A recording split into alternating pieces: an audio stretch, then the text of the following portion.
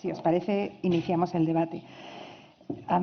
Hay una de las cosas que me da mucha alegría es que hay muchísimos colegas y amigos aquí que están implicados en el mundo o están implicados con la idea del archivo y con la materialidad del archivo de muchas maneras, y entonces espero que muchos tengáis muchas preguntas y muchos comentarios que hacer. Pero dado que soy la moderadora, voy a aprovechar el privilegio de poder empezar yo hablando, y entonces quisiera, bueno, lo primero hacer un comentario que creo que es importante, o que a mí me lo parece. Hay muchas ideas circulando en la cabeza en estos momentos, pero hay algo que me parece interesante de las presentaciones que hemos escuchado hoy, no solamente las de la tarde, sino también las de la mañana, y es bueno, como una cierta voluntad bastante intensa, en algunos casos, de militancia en la relación con el archivo, ¿no? Hay como, no se trata de una relación distante y científica, por así decir, sino una relación de mucha implicación personal en la manera de entender el trabajo con el archivo. Y en este sentido, me acordaba esta mañana de algo que leí hace poco en la presentación del catálogo de una exposición que se pudo ver en el Museo Reina Sofía hace no mucho y que se titulaba El Girográfico, y no sé si habéis oído hablar de ella. Y los comisarios, esta exposición fue comisariada por un grupo bastante grande de investigadores, y los comisarios empezaban presentando el proyecto explicando qué es lo que ellos entienden por giro. Eso me parece interesante porque hemos hablado varias veces del archival turn, ¿no? Del giro archivístico también a lo largo del día.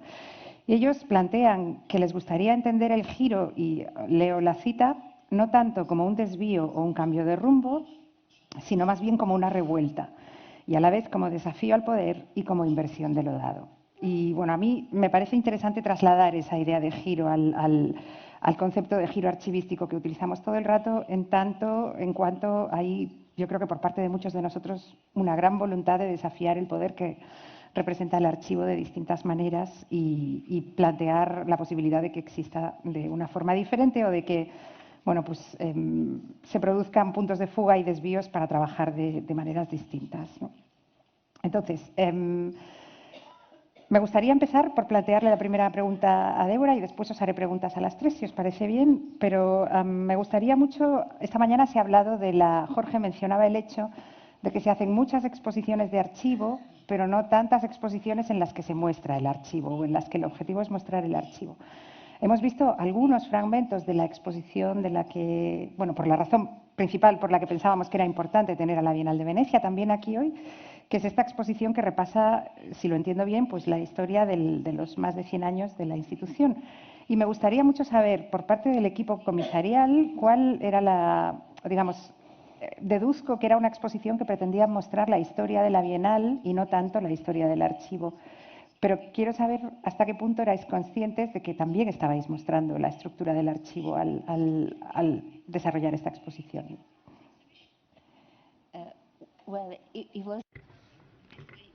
En este sentido, fue una experiencia interesante porque el director artístico intentó explorar un tema centrándose en la historia de la Bienal. Es muy difícil, por supuesto, representar la historia porque es algo muy complejo.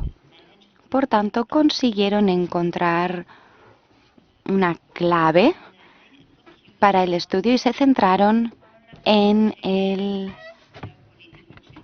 los principales cambios geopolíticos y el modo en el que la institución, la Bienal, reaccionó a estos cambios y, en cierto modo, promovieron los cambios. Este era el tema. Así que dijeron, bien, cada uno, el director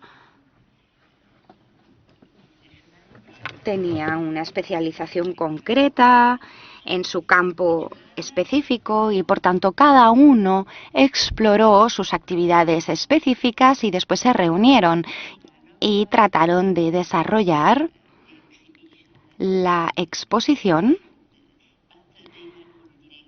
pero, por supuesto, estuvieron coordinados por Cecilia Alemany, que fue el director de arte, que estaba pues más acostumbrado a estas exposiciones. Pero tuvieron que trabajar con el personal del archivo, porque sabían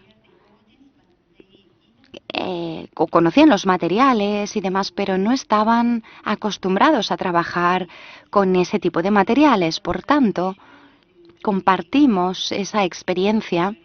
Fue muy difícil porque eran tiempos de COVID y estábamos en Venecia, ellos estaban en Berlín o en Estados Unidos y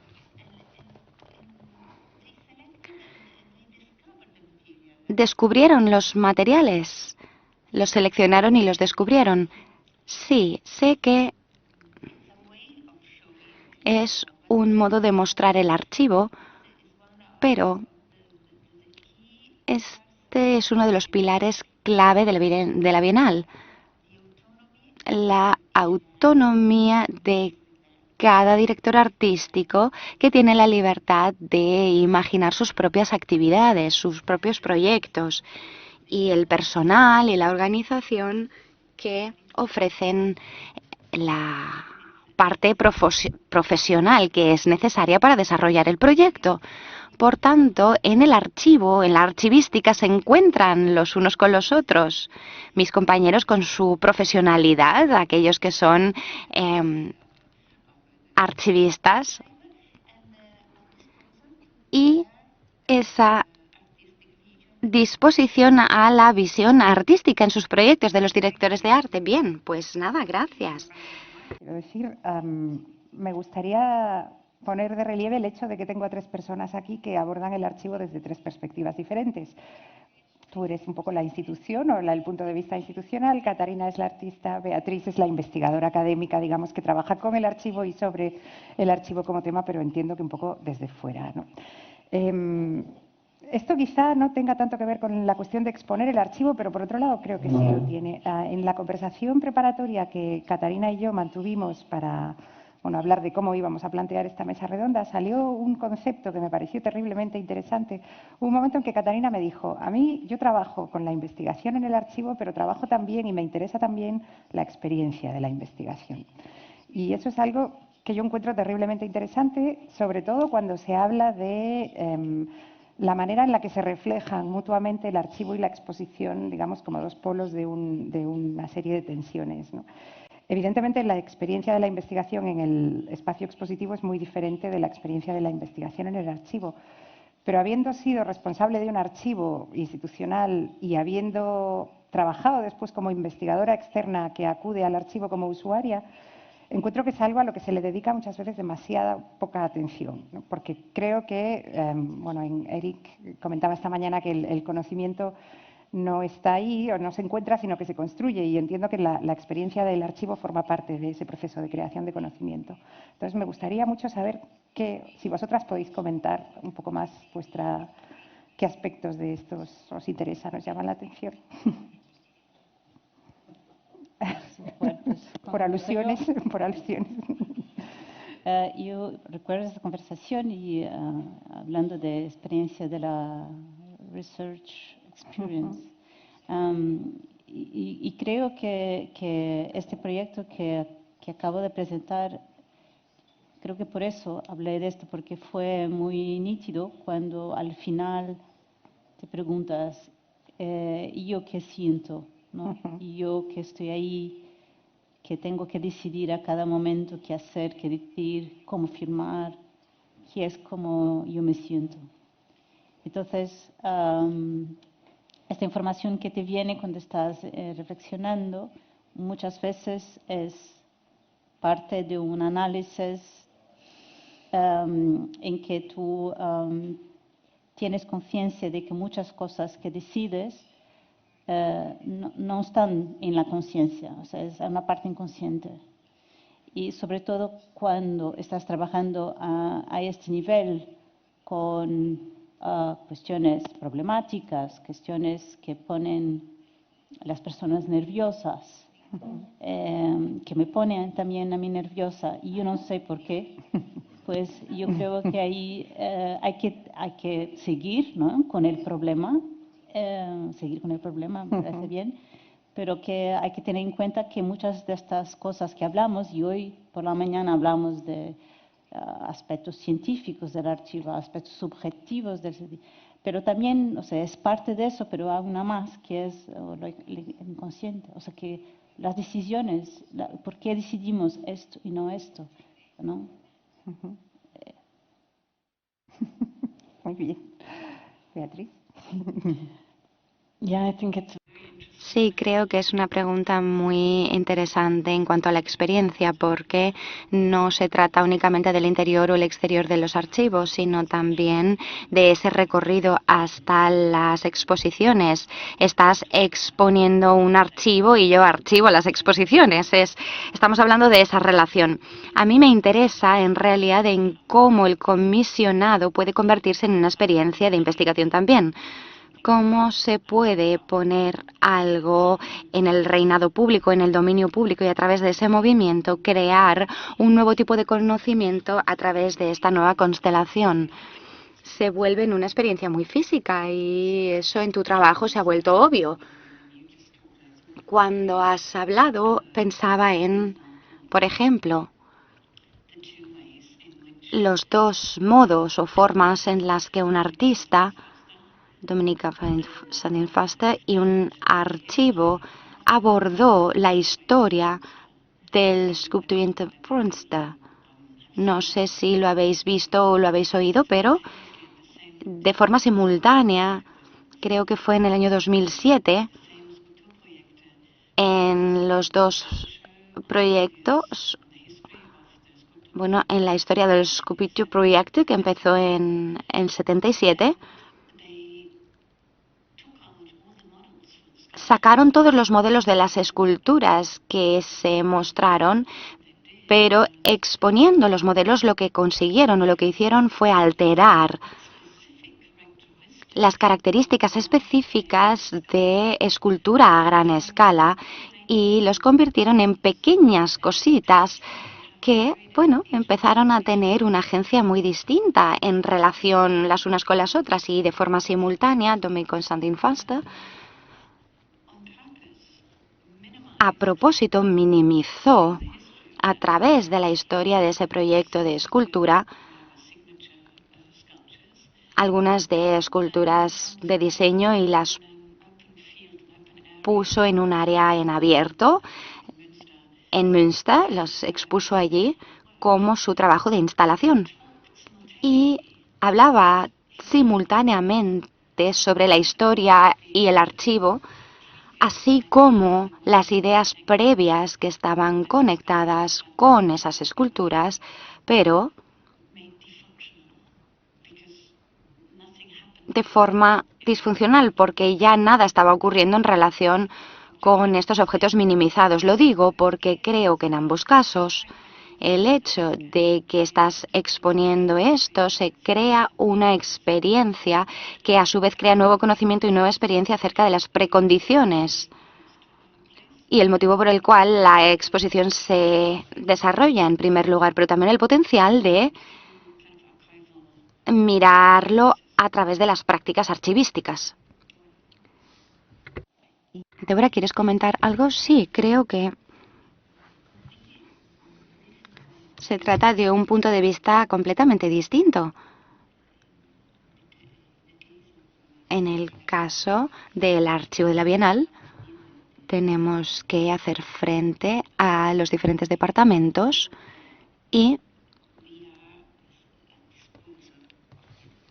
estamos a disposición del departamento, pero a partir de esto también a disposición de todos los investigadores. Y nuestro modo de exhibir el archivo es compartir los materiales con los investigadores y decir, bien, estamos aquí, por tanto, desarrollemos investigación y damos a todo el mundo libertad para encontrar el modo correcto de estudiar o de exponer o de desarrollar un proyecto artístico. Pero eso se encuentra en la naturaleza de la Bienal. Es una capacidad específica nuestra porque, como he dicho, tenemos el principio de que el proyecto artístico es autónomo y de que tenemos que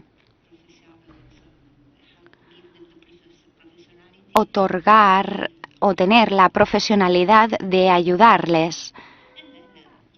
Y, por supuesto, después desarrollar cosas más específicas.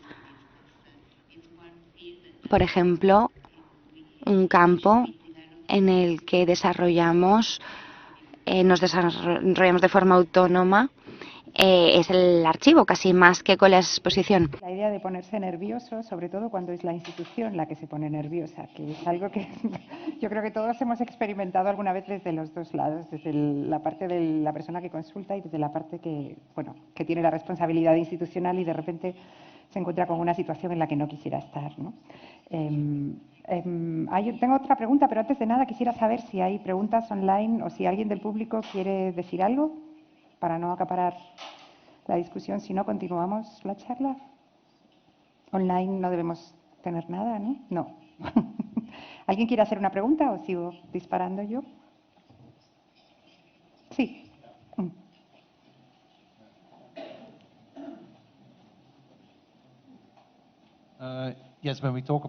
Gracias. Cuando hablamos de la relación entre archivos y exposiciones, ¿en qué sentido los museos del arte crean problemas específicos? En el sentido de que no todo lo que vemos son museos de arte, vemos museos de otro tipo y esos museos claramente, esos otros tipos de museos, su función principal es proporcionar información acerca o producir conocimiento a través de exposiciones, pero una exposición de arte ocurre con frecuencia que el objetivo principal es una experiencia estética y no.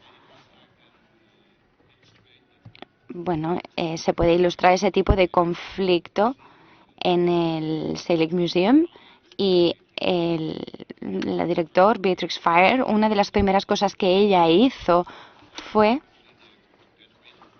normalmente quieren eliminar todas las políticas del director anterior, ella también lo hizo cuando entró, y ella muestra las colecciones principales del museo normalmente en las zonas donde está el almacén, en el sótano.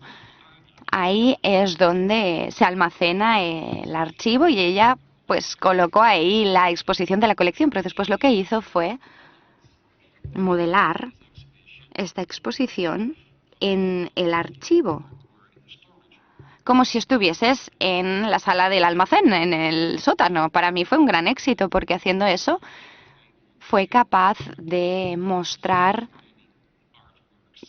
4 veces más obras de arte que de normal, porque normalmente pues quieren mostrarlo todo en sus condiciones óptimas, como si fuesen altares, pero no, ella no hizo eso. Hizo una obra de arte por cada uno de los años y cerca los unos de los otros. Por supuesto, para todos los profesionales del arte, artistas y directores de museos, así como conservadores o comisarios, lo odiaron. No les gustó nada porque la obra de arte no estaba siendo respetada, ¿no? Es como si entrases en el almacén. Pero para el público tuvo mucho éxito, porque para el público el almacén es como una sala del tesoro y es mucho más interesante ver ahí los diseños que en una exposición que va todo de una experiencia estética. Así que, ¿en qué sentido el Museo del Arte se modela a sí mismo en los archivos en lugar de la relación inversa? ¿Cómo mostramos el archivo en el espacio de exposición? ¿Es posible que en un espacio de exposición los modelos afecten a los archivos? Bueno, solo para hacer un comentario adicional, porque en los archivos históricos era una tradición que habían diferentes galerías en el archivo para el público. El Hotel de Soubise, por ejemplo, en París, durante el siglo XIX, el público entraba en el almacén para ver la placa de hierro y para poder abrirla.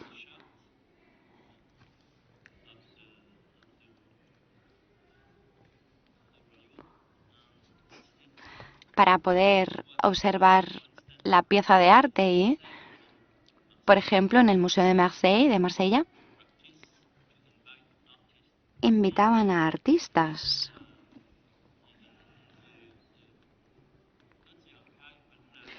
No al archivo, pero en el almacén. Ahí está, en el almacén. Porque el museo es una parte muy, muy, muy pequeña de la colección. Y solían invitar a los artistas a hacer eso. ¿Qué pensáis sobre esto? Bueno, yo creo que es una pregunta fantástica con un espectro fabuloso de respuestas. Voy a empezar quizá con el museo y el archivo. Si un museo se modela a sí mismo en un archivo, en el caso del FITLIC fue interesante porque lo que mostró la presentación, en mi opinión, fue cómo los archivos pueden organizar el material según fechas. Y no tanto estilo o experiencia estética, sino más bien fechas. Y lo tenemos como ilustración de un momento concreto del tiempo, de la historia. Y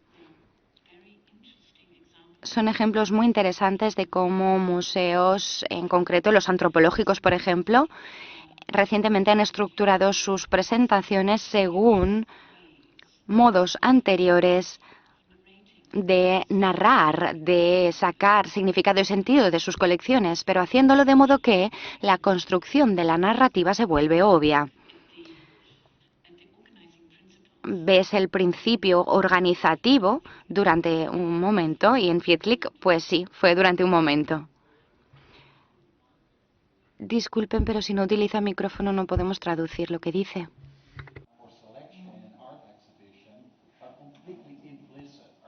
Yeah.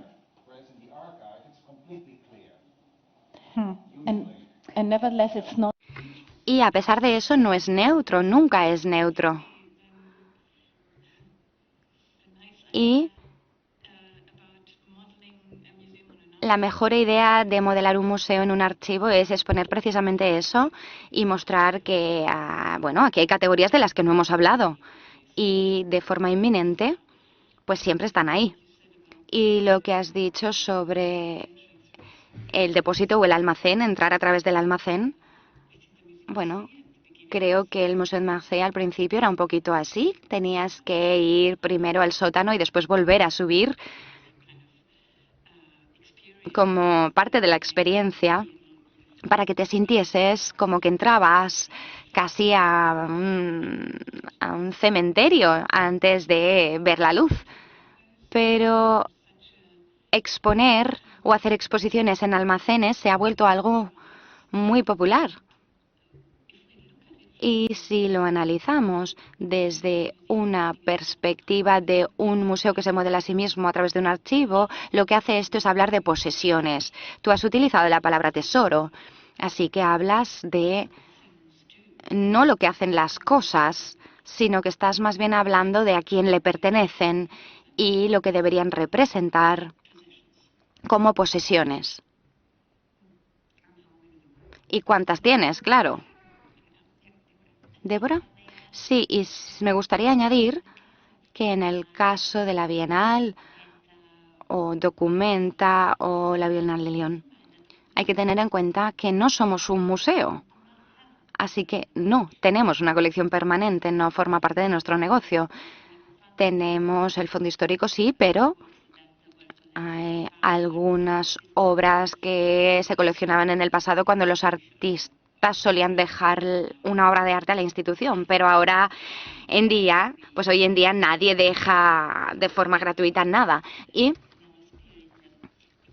no está eso en nuestro espíritu, porque como he dicho, cada exposición es un proyecto de investigación, del comisario. Y en esa investigación sucede hoy en día que una parte se centra en el estudio del archivo, del pasado, de lo que ocurrió, pero no únicamente para recordar el pasado, sino para mantenerlo como algo que pueda ser útil para proyectar el futuro en este momento preciso.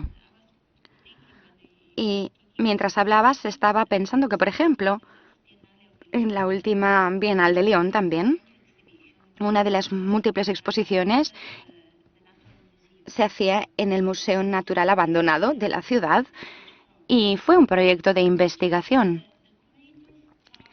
Y el comisario empezó la exposición desde el sótano, desde el archivo. Y empiezas la visita y después pasas a través de la exposición hasta que llegas al último nivel, pero empiezas desde el archivo, como una especie de investigación. Una investigación que empieza en el pasado, pero que tiene que llegar al presente y quizás llegue al futuro. Bueno, puedo decir algo al respecto también.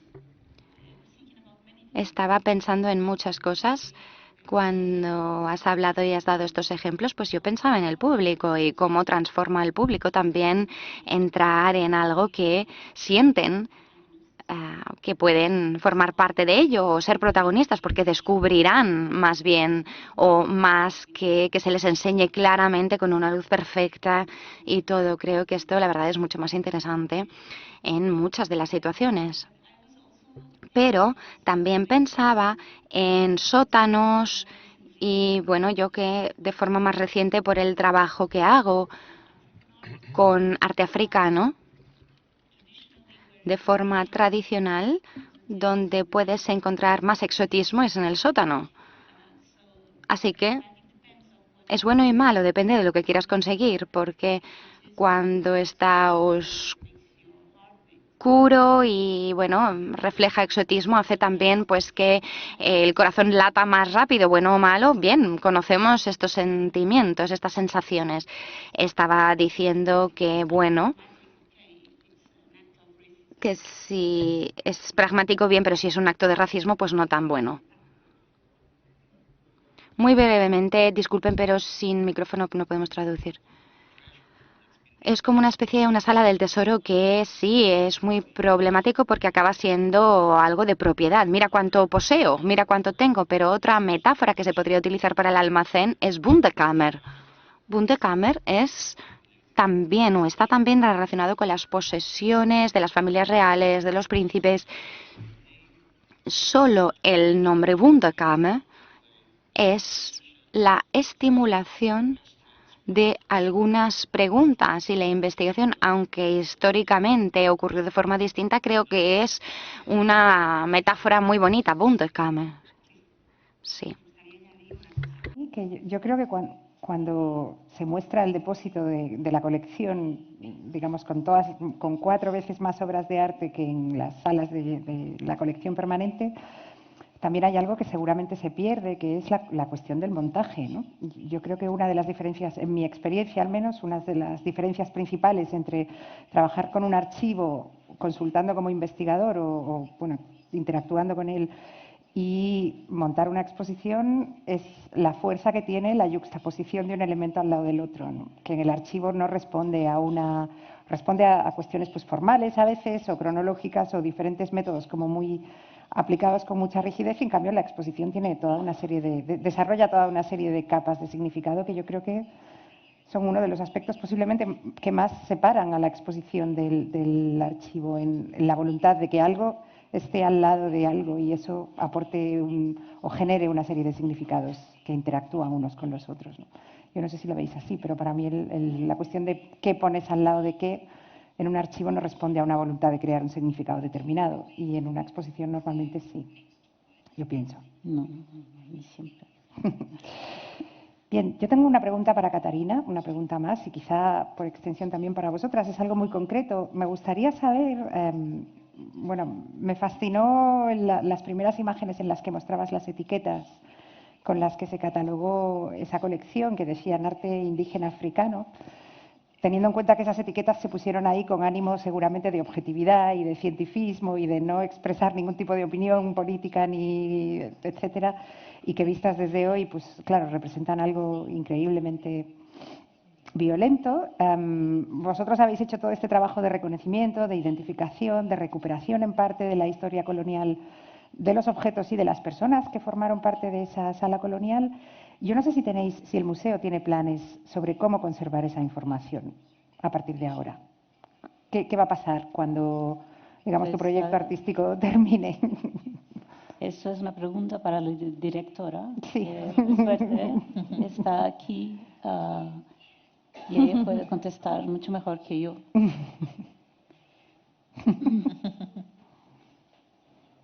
Hola, buenas tardes. Es un problema porque no hablo muy bien inglés ni español, pero sí, es una pregunta muy interesante que cuestiono muchas veces y hablo muchas veces con Catarina sobre eso. Sí, era una colección que no pertenece al museo en depósito, que estuvo durante 40 años en las reservas y que la desconocíamos por completo. Teníamos mucha voluntad de la conocer, pero no sabíamos bien cómo. Como Catarina ha dicho, el museo es un museo de arte antigua, artes decorativas, renacimiento, época medieval, barroco, y no tenemos recursos humanos para poder estudiar e investigar la colección. Con el trabajo de la Catarina no sabíamos por dónde seguíamos, pero seguíamos felizmente por un camino muy profetoso. Pienso que de futuro el museo está cerrado por motivo de obras. Estamos pensando toda la formulación de la exposición permanente de longa duración. Naturalmente que estos objetos nos van a ayudar a refletir sobre lo que la exposición del museo va a refletir la sociedad, la comunidad donde se infiere. Y estos objetos van a ser decisivos, van a tener un papel actuante en la formulación de exposición y a través de diálogos y puentes que podrán hacer con toda la colección de todos los tiempos. Esto si queremos que el museo sea reflexo de la sociedad, de la comunidad donde se encuentra inserido. Y la historia de estos objetos, la su historia específica y propia, es parte de la identidad de la ciudad y naturalmente que el museo procura refletirle esa identidad. Una sola cosa es que cuando hemos hablado por Zoom para preparación, la primera cosa que tú me has dicho es, oye, que en Portugal estáis muy avanzados, aquí en España. No, y yo dije, no, espera, no estamos para nada avanzados. O sea, lo que acabáis de escuchar es la directora de un museo que es único en Portugal, que está haciendo algo que nadie más está haciendo, que es abrir todo para los investigadores, para agentes como yo, que no soy específicamente antropóloga, o sea, artistas, o sea, alguien que está completamente abierto a las reservas, la biblioteca, los archivos, que moviliza otras instituciones para que hagan lo mismo. O sea, es realmente la excepción a la regla. Si me permites, y si ha entendido bien, han dicho que los directores no gustan de los artistas. A nosotros nos gustan mucho los artistas y promover proyectos de mediación con las audiencias. que partan de prácticas artísticas contemporáneas para resignificar y para dotar los objetos, las colecciones que pueden ser datadas del siglo I o anteriores todavía, pero que nos importa mucho resignificar y dotar los objetos de camadas y camadas de significación. Y pienso que a unos años atrás, naturalmente que los artistas nos asustaban un poco, porque yo quiero hacer así, yo quiero esto y quiero aquello, y nos ficaban, bueno, entonces nosotros, ¿qué podemos decir? Pienso que la clave es el trabajo de co-creación, como se ha dicho, y de aceptar y dialogar, de partir piedra, mucha piedra, y pienso que es la clave de... Y debo de referir que los artistas actualmente en los días hoy, en nuestra experiencia, es lo gran respeto que tienen por los museos, por las instituciones. Y no llegan al museo diciendo quiero esto y quiero aquello y por qué voy a hacer así, y de esta forma y de aquella forma. No, hay un gran respeto y eso es muy importante. ¿Queréis añadir? Eric, quiere decir.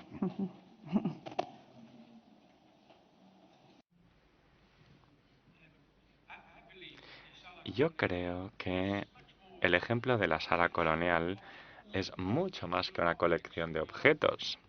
Se trata de objetos que fueron recopilados por personas.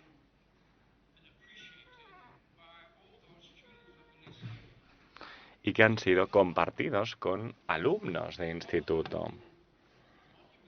Son un monumento de la colonización en el marco de una comunidad. Y espero que en el futuro este aspecto descolonizador cobre significado en forma de, o digamos, en los objetos. Es un ejemplo de que hoy en día los archivos y los museos están en proceso de descolonización de sus objetos, de sus activos. Objetos que han sido almacenados desde el siglo XVII. La descolonización va mucho más allá de cambiar una etiqueta por otra. Requiere de conexiones con los descendientes de los esclavos o los descendientes de los que fueron objeto de la colonización. ¿Sería esto aceptable desde una óptica museística o realmente lo que aconteciera con los objetos antes de su llegada al museo no es potestad del museo? Yo creo que sí. Es importante implicar al ejército, a los políticos, que fueron el origen de tal expresión colonial. Sí. Adelante. No es fácil en un país. Bueno, Portugal no es el único caso, desde luego, pero quizás lo que estamos viendo es una cierta forma de conocimiento. El conocimiento colonial es conocimiento. Entonces, ¿cómo se puede combatir cierta forma de conocimiento, no?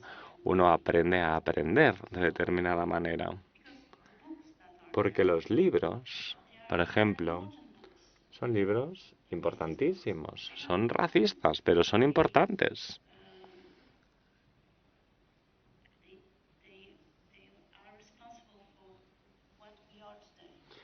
Y también, de alguna manera, han moldeado quienes somos hoy. Y por eso, desde el inicio, con Alexandra, nos dijimos que trabajar con público adolescente contribuiría a desequilibrar esta lógica, ¿no? Los adolescentes no son expertos, pero podemos escuchar lo que dicen sin toda esa autoridad, ¿no?, del experto. Además, también creo que los adolescentes han trabajado con los objetos, ¿no?, como si fueran objetos. Y está todo bien. Ya es algo positivo de por sí.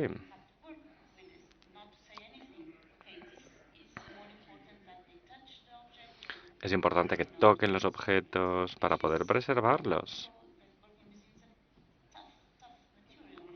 Claro, para los que trabajamos en museos, que nos toquen los objetos es bien complicado.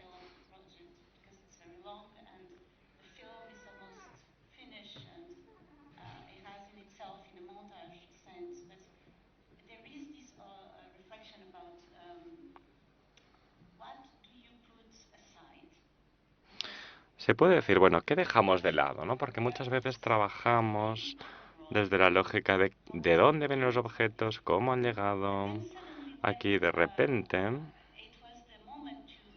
Cuando llega el momento de desactivar, la manera como se desincorpora es mucho más reveladora de la normatividad. Porque claro, los libros nos pertenecen.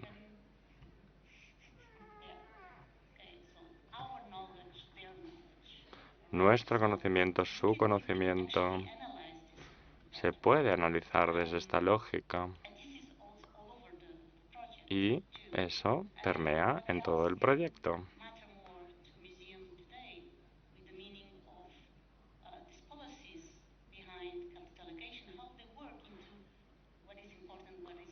Es importante reflexionar sobre lo que importa, lo que no, cómo descolonizamos algo que tenemos en nuestro ADN.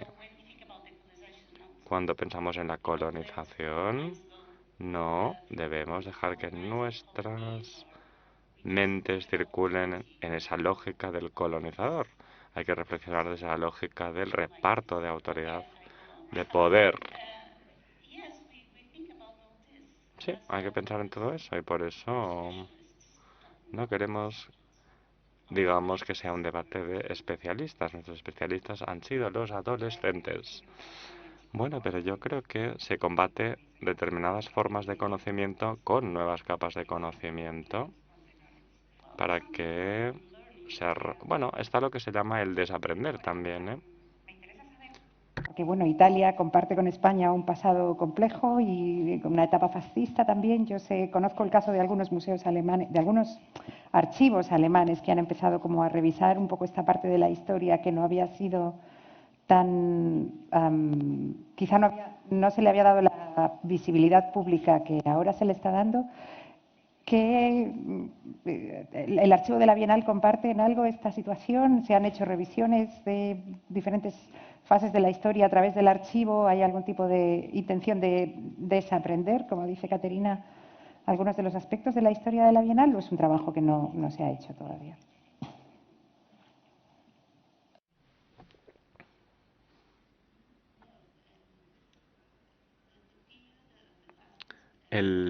La etapa fascista o la relación con el fascismo formó parte de una de la exposición, ¿no? Desde luego, de una etapa de la exposición de la Bienal.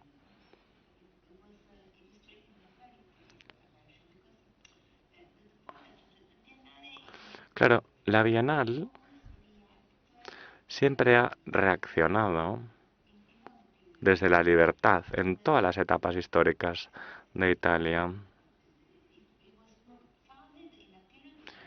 La Bienal se fundó en una etapa en la que el fascismo ya operaba en las instituciones a finales de el 95. Tuvo lugar la Trienal de Milán, la Cuadrienal. Había toda esa visión de promover la investigación y las artes. En el 32 se inauguró el Festival de Cine Internacional, el primer festival internacional del mundo. Fue una iniciativa que vino de un gobierno fascista. Y de hecho, estamos hablando de un periodo que fue muy positivo en cuanto a las actividades de la Bienal. A eso me refiero, ¿eh?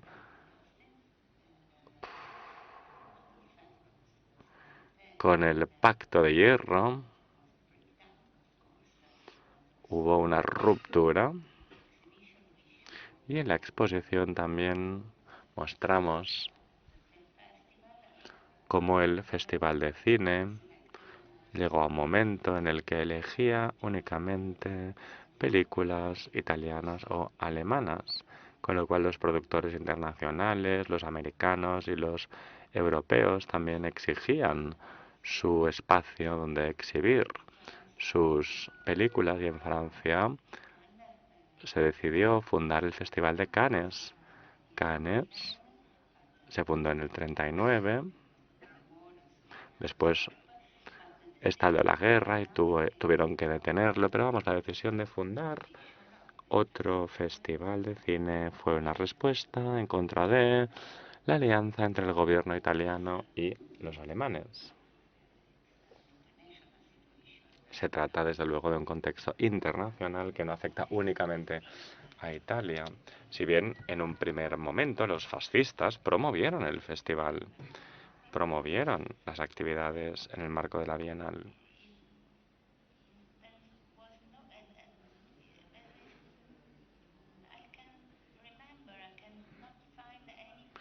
No recuerdo ninguna etapa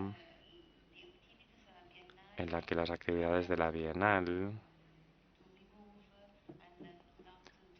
hayan trabajado para... En fin, siempre ha habido una voluntad de comprensión de la realidad geopolítica contextual, ¿no? Yo creo que eso es una parte nuclear de nuestras actividades. Por ejemplo, a principios de los 60, en el 68, los productores dijeron, no queremos el Festival de Cine, no querían pues la inauguración del Festival de Cine, y hubo muchísimas resistencias, muchísimos debates con los artistas de los Giardini, y decían, tienen que parar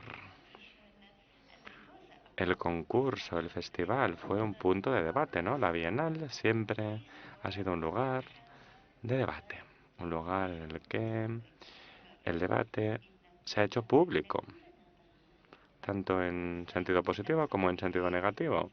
En ese sentido, creo que se trata de un caso de estudio interesante. No hay nada más que decir.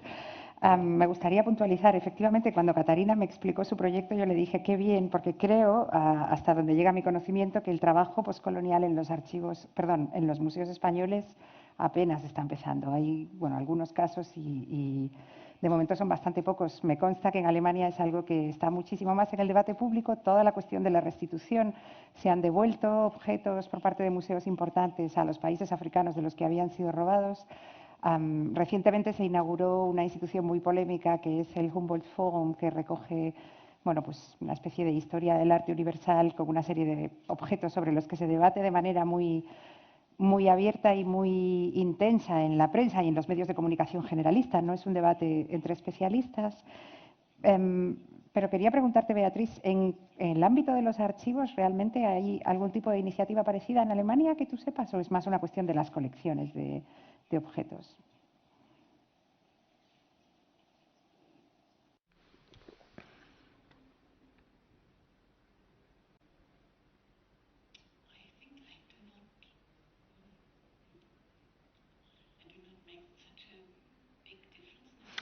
A ver, yo no trazo una distinción tan nítida entre museos y archivos porque considero que son instituciones interrelacionadas. Toda iniciativa que entienda el carácter efímero del material de archivo es bienvenida por mi parte. La división, desde mi punto de vista, entre museos y archivos no tiene tanto sentido. A mí me interesa la lógica integradora de abordaje de los materiales coleccionados y yo creo que esto va de la mano de lo que acabas de comentar, ¿no?, sobre el Humbert Forum y los museos antropológicos. Es interesante, o así por lo menos es como yo lo considero, pues constatar que el enfoque o los enfoques más experimentales en el marco de los museos pues proceden de museos antropológicos. Lo he visto también en el caso de Países Bajos. Y, en fin, yo no creo que sea por casualidad que dos de los museos más innovadores o dos de los directores de museos más innovadores en Alemania vengan de Países Bajos, porque en Países Bajos hay una lógica de no diferenciación entre diferentes colecciones. Toda la colección se utiliza por un mismo fin, que es exponer, exponer y exponer. Se expone una unidad de significado, en realidad, ¿no?, a modo de estrategia epistemológica.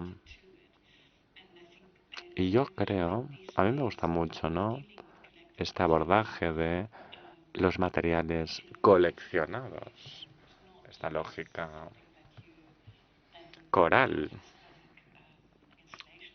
no a modo de instalación permanente, sino a modo de elemento en movimiento, de entrada y salida de materiales también para la investigación, que tiene lugar en el contexto de la exposición.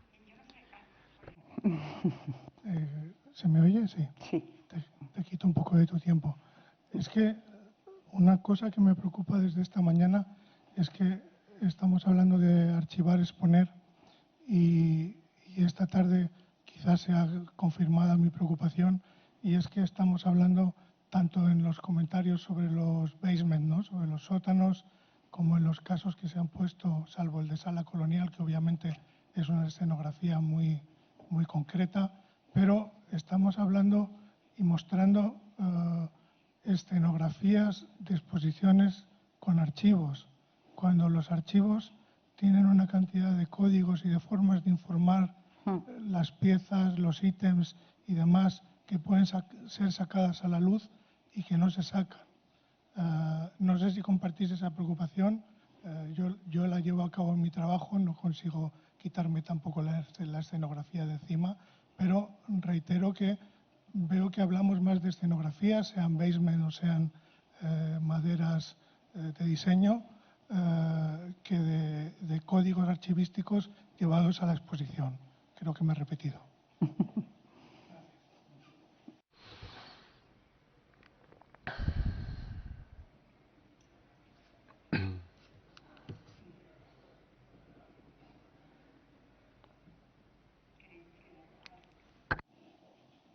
Yo sí quiero decir algo, pero vosotras primero. Vosotras primero. Pues como ya conozco a mi profesor, yo conozco esta cuestión y es una cuestión que ha influenciado a muchas personas, ¿no? Y yo creo que es una crítica fácil también de, bueno, que un artista reescena, no sé si es español o no, portuñol, pero un archivo, o sea que también hay ahí una obsesión de extraer algún valor que está en el archivo para una otra luz, ¿no?, una luz calibrada. Yo siempre me acuerdo yo trabajo bastante con Mozambique, no solo con otras geografías, donde ni siempre se puede hablar de lo que se piensa. Bueno, entonces, ahí el archivo es algo que no es muy bienvenido porque revela, porque denuncia, pero hay archivos y está ahí, ¿no? hay rumores sobre el archivo, que también es archivo, ¿no? Hay muchas cosas que son archivo. No sé si, claro, no te estabas refiriendo a eso, pero cuando dices archivo, exponer archivo, también hay que ver qué tipo de archivo tienes en la cabeza. O sea, son cosas con etiquetas. Yo te digo, listas de archivos que yo conozco que no tienen etiquetas, no hay. Entonces, si yo fuera a enseñar esto, dice, mira, este archivo no tiene etiquetas. ¿Cuál es el interés? Sino shaming, ¿no? El archivo, ¿no?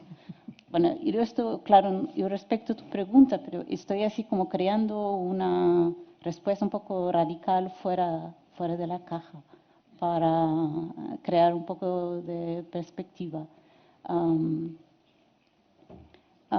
En libro sí que se ha intentado de una manera un poco más sistemática, ¿no? De traer para una edición, incluso esto es algo que estaba pensando mientras escuchaba tu exposición, porque, bueno, si está de acuerdo voy a cambiar un poco de tema porque, pero puede ser que tenga alguna relevancia. En las bienales se trabaja tanto en la exposición como en el catálogo, ¿no? Suele ser dos cosas que van juntas. Y hay mucha hiperconciencia del material como producto histórico, porque esa selección va a marcar una generación de artistas o de curadores. O sea, es como un capítulo histórico que se está construyendo.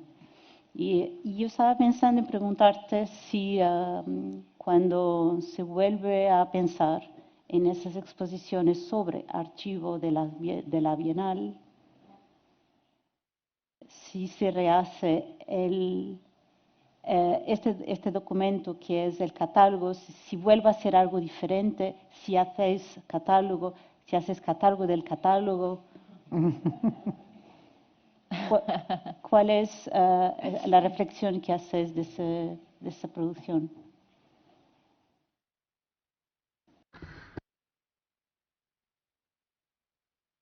Estás hablando de la exposición de catálogos, ¿eh? De cómo tienen lugar. Sí, es un problema, ¿eh? Los catálogos de nuestras exposiciones. Queremos un catálogo que reproduzca, un cartel que reproduzca la exposición, ¿no? Que ilustre el contenido de la exposición. Intentamos siempre, pues, tener memoria de la exposición real. Eso es un subproducto. Entonces nosotros intentamos hacerlo y es una tarea bastante específica de el archivo, ¿eh? Porque claro, tenemos por una parte la cuestión de cómo documentar una exposición, que tiene que quedar y que no de la exposición. Y no es únicamente el cartel, ¿no? Intentamos siempre contar con diferentes maneras de representar la exposición, no únicamente de un catálogo, ¿no? De un cartel. Y tenemos también un programa específico que elaboramos en colaboración con el decorador y utilizamos en ese sentido todas las tecnologías a nuestra disposición para reproducir no únicamente un vídeo de la exposición, sino también un vídeo que represente y ilustre también la relación entre comisario y público, intentando visitante, porque eso desde luego forma parte de la exposición propiamente dicha, ¿eh? Y no únicamente de... se forma parte de la experiencia. Entonces lo que intentamos también es incluir en esa exposición sobre catálogos, grabaciones, debates con el artista, para intentar explicar el significado de su participación. Es decir, intentamos que haya una especie de contribución coral para lograr un nuevo cartel. Si no, sería pues simplemente una exposición del cartel tradicional aprobado por el público. La exposición va cambiando y se convierte en un documento histórico. Ese es el ejercicio. Como ya teniendo que terminar hace 4 minutos, yo solamente quería contestar a Jorge un momento rápidamente. No, yo estoy de acuerdo contigo. Evidentemente estamos en un contexto de museo y estamos hablando de archivar y exponer y por lo tanto la mayor parte de los que estamos aquí miran hacia el archivo desde el punto de vista del museo, yo creo, ¿no? Precisamente un poco yo, en algunas de las preguntas, lo que yo tenía en mente es que el archivo tiene sus propios rituales y su propio sistema de escenificación, que no son peanas, pero sí son guantes blancos, sí son pues condiciones de acceso como que te obligan a dejar tus cosas en una sala cerrada antes de entrar, ¿no? No, ya. Bueno, pero es un hecho que hay muchos sitios en los que si no son los guantes blancos es otra serie de rituales de acceso que evidentemente todos hemos experimentado de una manera más compleja o menos, ¿no? Y que yo creo que desde luego tienen una incidencia en la experiencia de la documentación a la que se accede, ¿no? Supongo que la cuestión va más por ahí. Cuando yo también pienso en el archivo, separándolo del museo, pienso en que sería interesante saber si hay archivos que estén revisando su sistema de categorización, igual que hemos visto esta mañana, que me ha parecido muy interesante, el proyecto de construir un cuadro de clasificación que no tenga nada que ver con el cuadro de clasificación tradicional, que es algo de lo que yo llevo mucho tiempo oyendo hablar, pero que he visto hasta ahora muy pocos ejemplos, ¿no? Entonces, entiendo que en este contexto la discusión va por ahí, pero entiendo también tu pregunta porque pienso que hay más archivos, o sea, hay archivos más allá del arte también, en los que también pues uno se enfrenta con estos problemas, o más allá del museo. Una pregunta. Debate que nos hacen online y es sobre qué significa archivar exposiciones y los diferentes puntos de vista sobre que se pueden tener sobre reactivar exposiciones. Ajá. Bueno, estamos fuera de tiempo. No sé si queréis dar una respuesta rapidita, pues no muy extensa.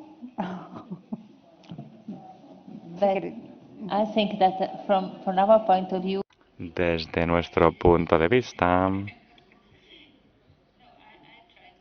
yo intentaré responder. La respuesta sería la misma que he dado anteriormente. Obviamente debemos encontrar nuevas maneras de catalogar y archivar exposiciones y no las típicas tradicionales. Debemos utilizar las nuevas tecnologías y las oportunidades que brindan las nuevas tecnologías de la información y de las comunicaciones, videograbaciones, entrevistas con los artistas, etcétera. Si se me permite añadir un par de comentarios a modo de cierre, la manera de mejorar la investigación y el uso de los archivos tiene que ver con abrir los archivos, hacer que estén a disposición.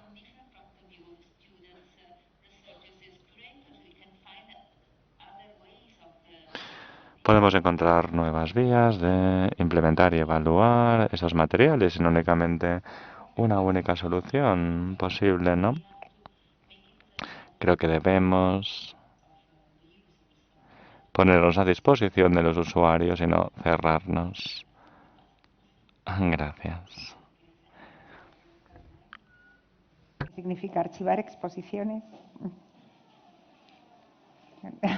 Beatriz, en versión reducida. The classification. Sí, la clasificación, a ver, he entendido la pregunta más desde otra óptica y he entendido que tiene que ver con qué acontece cuando hay un nuevo director de la Bienal con una idea muy diferente sobre qué debería ser una exposición y de repente ve el catálogo y dice hay que reorganizarlo. Yo creo que eso sería fantástico, ¿no?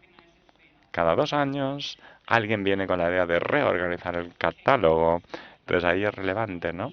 La pregunta se convierte en algo realmente dinámica. La respuesta sería dinámica, mejor dicho.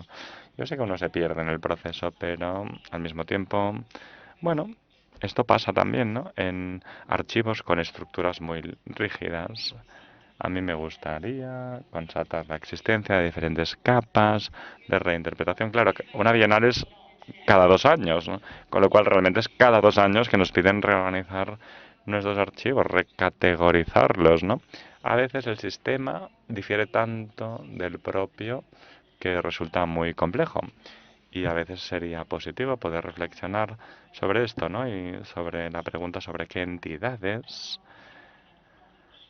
permiten que haya un flujo de conocimiento y cómo se pueden reorganizar las entidades para hacerlas visibles y reutilizables desde otras ópticas. Sí, sí, sí, me permite, y teniendo en consideración que como comisario siempre uno tiene que mantener relación con el visitante. El visitante también tiene sus necesidades, ¿no? Una guía para el visitante. Y después está la documentación también relativa a la investigación, pero bueno, desde un punto de vista de catálogo, bueno, es que el catálogo también tiene una función para el visitante y es importante mantenerlo, ¿no?